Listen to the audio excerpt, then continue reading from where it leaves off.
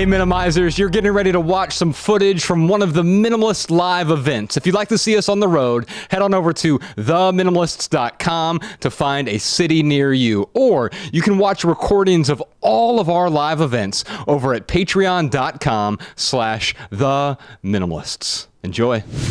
Do I see a question over here? I do. Howdy. I do. Step on up. What's your name? My name is Michelle Briggs. Hey, Michelle. So good. Where are you from and how much money do you make? Just kidding.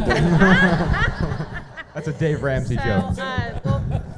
My boss is Dave Ramsey, if you know, so yeah. Where Right. are you from? How much money do you make? First kiss? Was it weird? Go. Got it.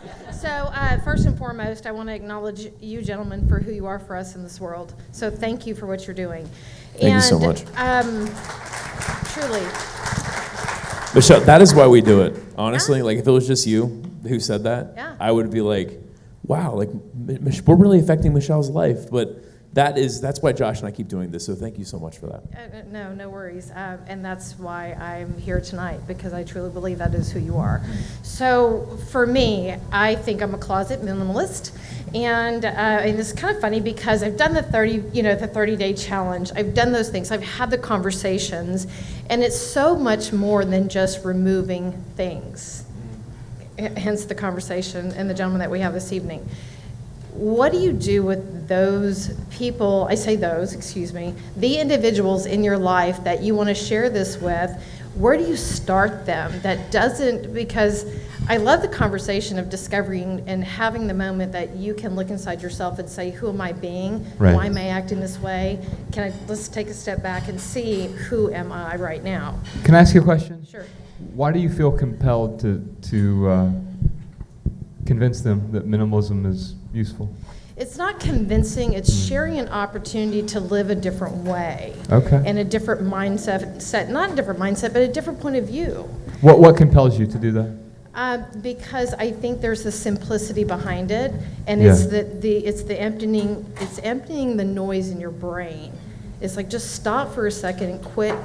That is, I don't know, maybe trying to support them and not being so anxious and not being Sure. so crazy and stressed. It's like, stop. And like, where do you start that conversation with them and not be a therapist?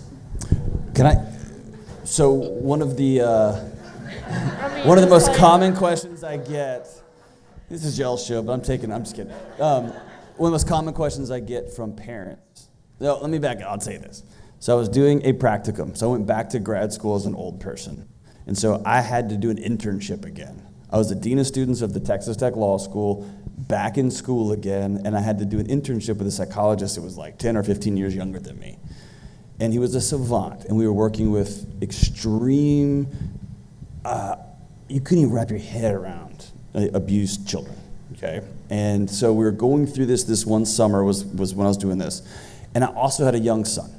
And we were going from room to room. What I would do is I would take this case and try to wrap thinly veiled questions about how to be a good parent to this incredible psychologist. I was asking parenting questions, but I was using these kids we were working on as proxies. I'm a real classy guy, by the way. So we're going from room to room. I'll never forget this. And we were talking to a young kid. He was teaching us how to cook meth. He was maybe 4. He was just teaching us how to roll joint. I mean, it was this whole thing. And he was saying some really negative things about women. And as we were leaving, I was asking a question. How do you teach a young boy? What do you say to a young kid to help him respect women when he's older? And he smiled at me this day. He looked at me and he said, you don't tell kids anything. They don't listen to you. They watch you. If you want, and he clowned me, he said, if you want your son to respect women, treat your wife right. And he just walked into the next room. And so what I would tell you is, as a guy who goes to church, no one has ever been like, you know what I should do? I should try the church thing out because I just lost your argument. That's never happened ever. Ever. And so you guys do this a lot. I would tell you, if you want to teach people about the simplicity and peace, being able to go to bed with no medication and get up with no chemicals, be able to walk through life a little bit lighter, you live that. And I promise people will come to you like a moth to a flame and say, I want that. What is that? And then you can be like, oh, these two guys are so great. And then you can get there, right?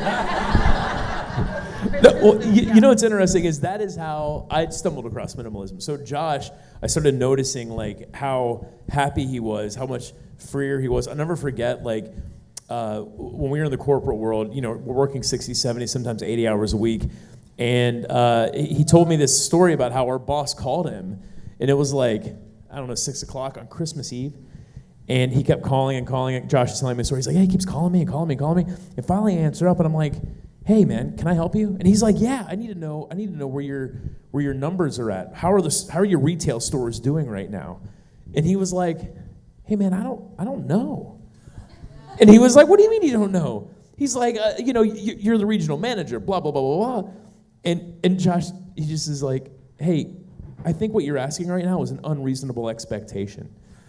And oh, by the way, I'm not going to answer your calls past 6 p.m. anymore. And if I'll get to you, you know, around 8 in the morning. Like, he started setting these boundaries. And that is when I noticed, I'm like, what the hell is going on with Josh?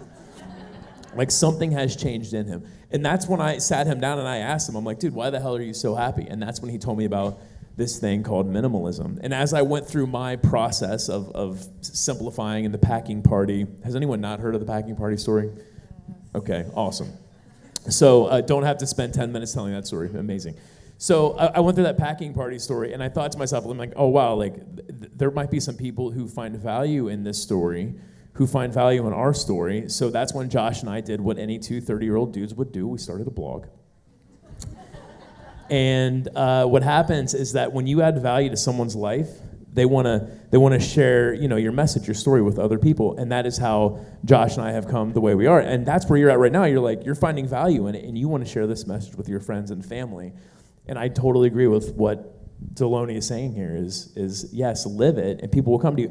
And you don't go to them and say, "Well, hey, you got to go ahead. What's up?" No, but you have to like what I said. I'm like a closet minimalist. You are a closet minimalist. Come out of the closet. Come out of the Missy, in closet. front of everybody. This is your coming out party. You just came tonight. out. You just came out in front of like 100 people. No one knows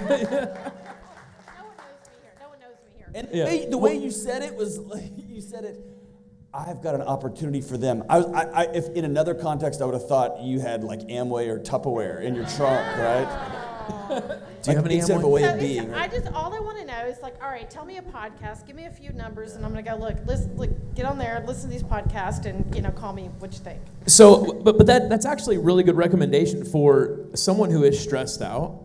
And there's some, because I wouldn't go to someone and be like, oh, you need to check out The Minimalists. Because like I said in that talk earlier, like the word minimalism is so extreme to some people that they just automatically shy away from it.